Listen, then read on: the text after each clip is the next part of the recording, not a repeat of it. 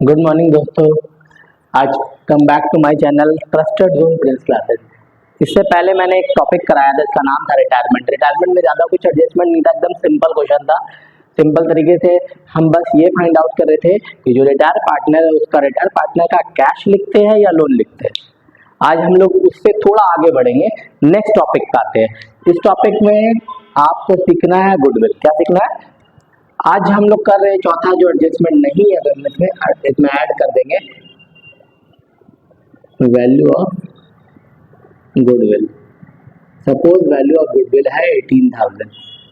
अब value of goodwill add होने के बाद क्वेश्चन में क्या क्या चेंजेस होता है, कैसे होता है, वो हम लोग सीखेंगे। पहले तो अगर वैल्यू ऑफ गुडविल दिया है तो पहले आप वैल्यू ऑफ गुडविल के लिए एक अलग से वर्किंग नोट जरूर करेंगे। वो वर्किंग नोट क्या होगा वो इस तरीके से देखिए। ये फर्म का गुडविल दिया हुआ है 18,000। फर्म का गुडविल कितना है? है ना, ये फर्म का गुडविल है। गुडविल किसको मिलेगा? अभी जो रिटायर हुआ है। तो सबसे पहला हमको पता करना है कि रिटायर पार्टनर गुडविल है कितना। तो इसके लिए सबसे पहले हमको पता करना पड़ेगा, तीन पार्टनर है कौन कौन, ए बी एंड सी। तीनों का रेशियो है 3:2:1। नया रेशियो कहीं नहीं दिया, लेकिन एक चीज बता रहा है कि सी रिटायर हुआ। ठीक है, अगर सी रिटायर होगा तो बचा कौन कौन पार्टनर? ए और बी। इसके जाने के बाद रेशियो क्या बचा? 3:2। अब हम आगे बढ़ते हैं। सबसे पहले ये दोनों फाइंड आउट होने के बाद हम पहला काम क्या करेंगे कि सी गुडविल पता करेंगे, क्योंकि गुडविल किसको देना है? हमको सी को देना है। सी का रेशियो कितना था? 1/6। गुडविल वैल्यू कितना था? 18,000। हम गुडविल फाइंड आउट कर लीजिए, 6 से डिवाइड कर लीजिए, 6 3 18, यानी 3,000 गुडविल जो है वो हमको सी को पे करना है। अब वो सी को पे करना है तो हम कैसे पे करेंगे? तो बचा हुआ पार्टनर दोनों गुडविल देगा इसको। बचा हुआ पार्टनर कौन कौन है? ए और बी। ऐसे तो ए और बी कौन सा रेशियो में देगा सवाल आता है, तो हम लोग देते हैं हमेशा गेनिंग रेशियो में। किसमें देते हैं? है ना, हमेशा हम लोग जो सी का जो गुडविल है ए और बी जो देगा कौन सा रेशियो में देगा? गेनिंग रेशियो में। अब गेनिंग रेशियो में अगर देता है तो गेनिंग रेशियो हम यहाँ नहीं निकालेंगे, क्योंकि यहाँ नया रेशियो नहीं दिया है। जब क्वेश्चन में न्यू रेशियो नहीं दिया हुआ है तो हमको गेनिंग रेशियो निकालने की कोई जरूरत नहीं है, क्योंकि आप जब गेनिंग रेशियो फाइंड आउट करोगे तो हमेशा याद रखना जो न्यू रेशियो हम ये निकाले हैं इतना ही होगा। इसीलिए हम एक्स्ट्रा मेहनत नहीं करेंगे। जब क्वेश्चन में न्यू रेशियो नहीं दिया है तो आपको गेनिंग फाइंड आउट नहीं करना है। आप जो न्यू रेशियो फाइंड आउट किए, क्योंकि ये सी जाने के बाद अब रेशियो क्या बचा? यही गेनिंग भी होगा, यही न्यू भी होगा। तो अब गेनिंग भी यही है, तो इसमें बांट लीजिए 3/5 2/5, 3,000 3,000, यानी ये देगा 1800, ये देगा 1200, है ना।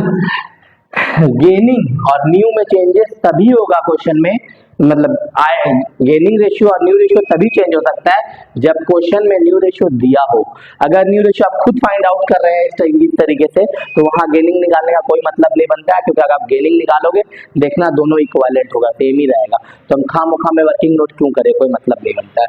अब यहाँ पे मेरे को ये कंफर्म हो गया, सी को गुडविल कितना देना था? 3,000 रुपया। गुडविल देगा कौन कौन? ए और बी। कितना कितना देगा? 18,000 और 1200। ठीक है, अब हम क्वेश्चन बनाने से पहले ये गुडविल का करना क्या है? गुडविल का क्या करना है, ये फॉर्मेट बना के अब छोड़े हुए थे, हम गुडविल का ट्रीटमेंट पहले ही खत्म कर देते हैं, बाद में कुछ मैथ को बनाएंगे। गुडविल देना किसको है? सी को। कौन कौन मिल के देगा गुडविल? ए देगा और बी देगा। रिसीव कौन करेगा? सी। कितना कितना पे करेगा दोनों? 1800 1200। ठीक है, यहाँ सी रिसीव कर लिया, पे कौन कौन किया? ए और बी। अब यहाँ रिवर्स, टू सी कैपिटल, सी को कौन कौन गुडविल दिया था? ए और बी।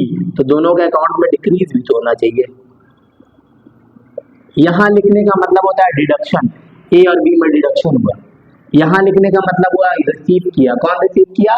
सी। यहाँ कौन डिडक्ट करेगा? ए और बी, क्योंकि पे कौन किया? ए और बी।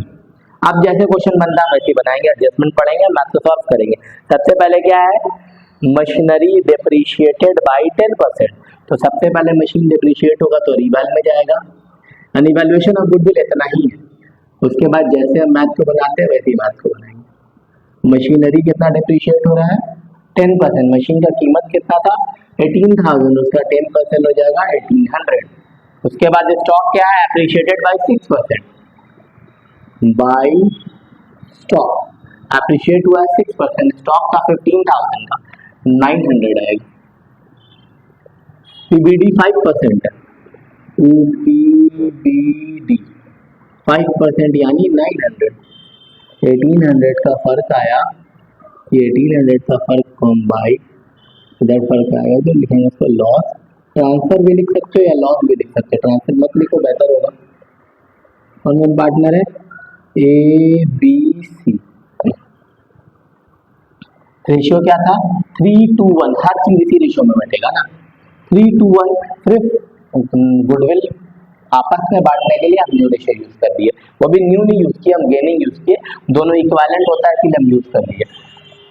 अब हर चीज ओल्ड रेशियो में बैठेगा। ओल्ड रेशियो क्या है? 3:2:1, 3:1, 3:5, 5 + 1 6 डिवाइडेड बाई 6। 18 को 6 से काटेंगे 3, यानी 300 into 1, 300 into 2, 300 into 3, 3, 6 and 9। Loss उधर है तो यहाँ रिवर्स ट्रांसफर होगा टू रीवैल्यूएशन। कितना कितना था? 9, 6 देन 3। बाकी जैसे कैपिटल है इधर है तो इधर भी हम बोले तो पार्टनर कैपिटल में 5 आइटम आता है, मैक्सिमम 5 मतलब और भी आइटम आता है, लेकिन मैक्सिमम टाइम जो रिपीट होता है वो आइटम कैपिटल होता है, रिजर्व होता है, फंड होता है, प्रॉफिट एंड लॉस होता है और गुडविल होता है। फिलहाल गुडविल का ट्रीटमेंट हम कर चुके हैं। चलिए कैपिटल लेके इधर है तो इधर रिवर्स, इधर है तो इधर, यानी opposite side. By balance BD. A का कैपिटल है 25,000, बी का कैपिटल है 20,000 और सी का कैपिटल है 15,000। और कुछ बढ़ने वाला आइटम है, कैपिटल भी हो गया है, गुडविल भी बांट दी है, रिजर्व है, रिजर्व फंड साथ में ही था, ठीक है, साथ में ही रिजर्व फंड को बांटिए। कैपिटल खाली नहीं डिस्ट्रीब्यूट होता, बाकी सब डिस्ट्रीब्यूट होता ना रेशियो में, ओल्ड रेशियो में। रिजर्व फंड कितना है मेरा? 15,000 डिवाइड बाई 6। 15 को 6 से डिवाइड करेंगे 2500 इंटू 1। 25 इंटू 1 कितना हो जाएगा? 2500। 25 इंटू 2 हो जाएगा 5000। 25 इंटू 3 हो जाएगा 7500। और कुछ बढ़ने वाला आइटम है? रिजर्व बढ़ गया, कैपिटल बढ़ गया और फिलहाल कुछ दिख नहीं रहा। अब मैथ को क्लोज करेंगे। सबसे पहले बैलेंस सीडी फाइंड आउट करेंगे, जो रिटायर पार्टनर उसको छोड़ के उन दोनों का। 25,000 प्लस 7500 यानी 32, टोटल कर दीजिए 32,500। इधर है 2700।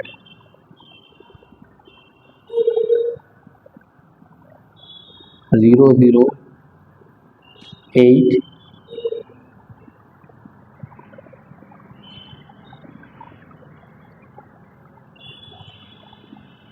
29,800। 29,800 इधर पे 25,000, सेम आएगा इधर भी 32,500। 25,000 में इधर है 1800, बैलेंसिंग हुआ 002 23,200। और इसका बैलेंस सीडी का हम नाम चेंज करते हैं, तो हम आपको बार बार कहे थे या कैश या लोन। अब कैश आता है कि लोन आता है वो चेक कर लीजिए। इधर दिख रहा कितना है? 17,500 प्लस 3 हो जाएगा 17,500 यानी 20,500 माइनस 300 20,200। अच्छा, कैश कितना था मेरे पास? कैश मेरे पास 26,000 था। हमको पेमेंट करना है 20,200। पेमेंट करना है 20,200। मेरा पेमेंट कितना का है? 26,000 का। पैसा अवेलेबल है तो कैश नहीं अवेलेबल है तो लोन का अवेलेबल है, क्योंकि 20,000 ही देना है हमको और 26,000 मेरे पास है।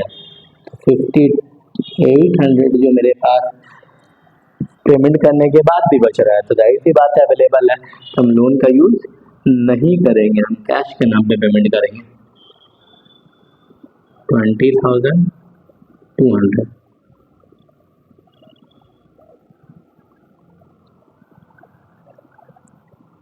A B C. सी तो रिटायर हो गया, सी को छोड़ दो। अब हम जैसे बैलेंस शीट बनाते हैं वैसे ही बना देंगे। कैपिटल ए का है 29,800, 23,200। रिजर्व फंड बच चुका है तो फिर लिखने का कोई मतलब नहीं बनता है। क्रेडिटर में कोई चेंजेस नहीं था, एज इट इज आ जाएगा। बिल्डिंग में भी कोई चेंजेस नहीं है तो एज इट इज आ जाएगा। मशीनरी में चेंजेस है, 18,000 था लेकिन उसमें 1,800 डिक्रीज हुआ था, यानी 16,200। स्टॉक में भी चेंजेस है, स्टॉक 15,000 का था, 900 इंक्रीज किया है, 15,900। के अलावा फर्नीचर में कोई चेंजेस नहीं है, एज इट इज आएगा।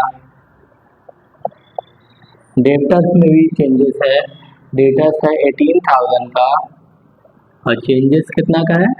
900 का, यानी बैड डेट 900 था तो माइनस कर दीजिए 17,100। बोथ साइड इक्वल करिए, अगर इक्वल आ गया तो मैथ राइट है वरना रॉन्ग है। अगर मेरा वीडियो आपको अच्छा लगे तो लाइक और सब्सक्राइब जरूर करें।